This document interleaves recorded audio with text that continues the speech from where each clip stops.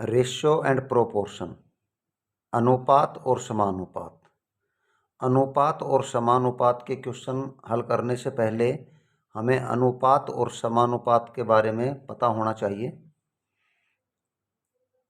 दो बिंदियां जब लगी हुई हों तो ये रेशियो का निशान होता है।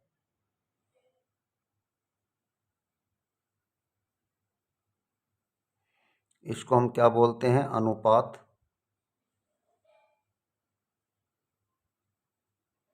जैसे अपने पास A अनुपात B लिखा हुआ हो तो हम इस किस फॉर्म में लिख सकते हैं? इसको A/B की फॉर्म में लिख सकते हैं। अब आता है समानुपात।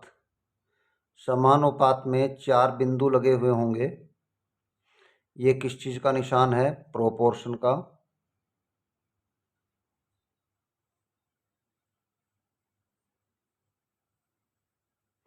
यानी समानुपात।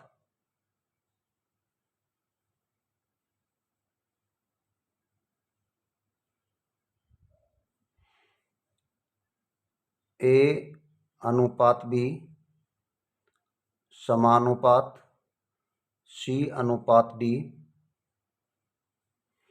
इसको हम किस फॉर्म में लिख सकते हैं? A अनुपात B को A/B, तो इसको हम किस फॉर्म में लिखेंगे?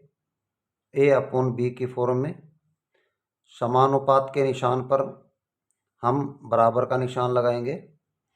अब C अनुपात D को क्या लिखा जाएगा? C/D। इसको क्रॉस मल्टीप्लाई यानी आर पार गुणा करेंगे तो A गुणा D इक्वल किसके आ जाएगा? B गुणा C के। यानी कहने का मतलब है कि पहला पद और चौथा पद, इन दोनों की जो गुणा होगी वो किसके बराबर होगी? दूसरे और तीसरे पद की गुणा के बराबर। अब एक सवाल लेते हैं।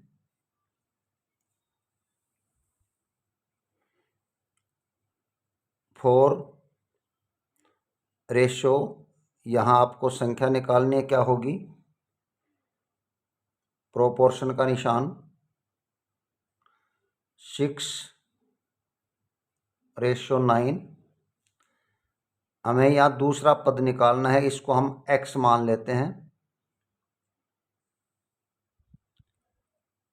अब यहाँ बताया गया था आपको कि पहले और चौथे पद की जो गुणा होगी वो किसके बराबर होगी? दूसरे और तीसरे पद की गुणा के बराबर। तो यहाँ हमें दूसरे पद को निकालना है, तो दूसरे पद की और तीसरे पद की गुणा यानी x गुणा 6 किसके बराबर हो जाएगी? 4 गुणा 9 के बराबर हो जाएगी। यानी दूसरे पद की और तीसरे पद की गुणा पहले पद और चौथे पद की गुणा के बराबर हो जाएगी। अब यहाँ हमें x की वैल्यू निकालनी है, तो x की वैल्यू क्या आ जाएगी? 4 गुणा 9 बटे, अब ये x जो है के साथ 6 गुणा में है। अब गुणा में है तो दूसरी तरफ जाएगा तो ये भाग में हो जाएगा।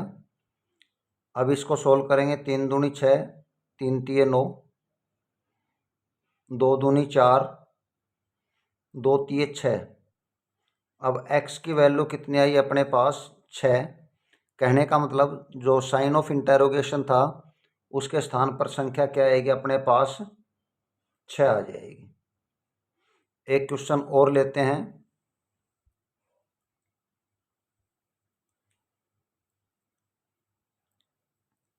x अनुपात 7 समानुपात 56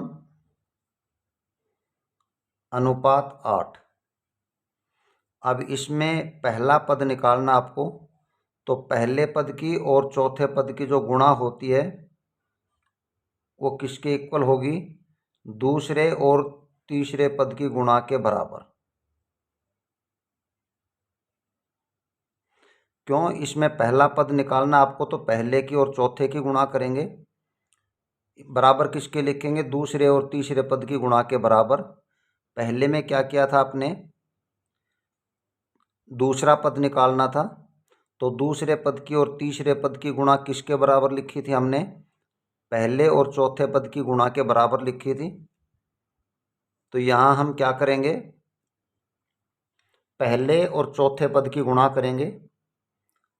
x गुणा 8 समानुपात के निशान पर बराबर का निशान। और अब क्या लिखेंगे? दूसरे और तीसरे पद की गुणा के बराबर। अब यहाँ x की वैल्यू निकालनी हमें। 8 जो है x के साथ मल्टीप्लाई में यानी गुणा में है, तो दूसरी तरफ राइट साइड में जाएगा तो ये भाग में हो जाएगा। तो x इक्वल टू 7 गुणा 56। अब ये 8 गुणा में था तो ये भाग में हो जाएगा। 8 से 56 जो है 7 पे कटेगा, और साते साते 49 49 ये x की वैल्यू आ जाएगी। यानी जो पहला पद है वो कितना आएगा? 49 आएगा।